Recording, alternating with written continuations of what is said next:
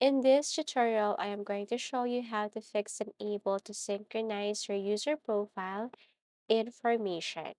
So this is a very easy tutorial. Step one, you just have to go to any web browser, let's just say Google web browser, and kindly search for NBA 2K network server.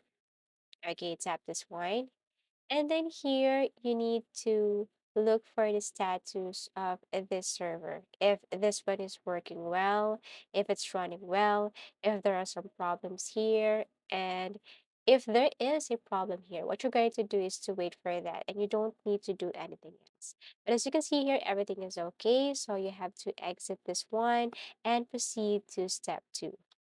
Okay, so step two, what you're going to do is just simply restart your computer. So go to your search icon and look for restart, or you can simply go to this area right here, tap this button and click restart.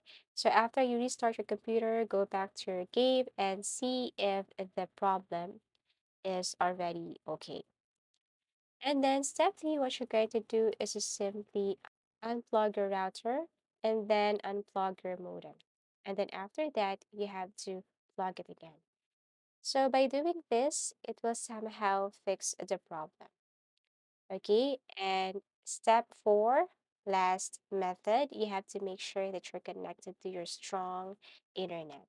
If you're having problem with your internet connection and you don't know the status of your internet connection, you can run a speed test. You can go to the site and then click go and see if your internet status is okay. If not, that may be the reason why you can't synchronize user profile information. Thank you for watching and see you in our next videos.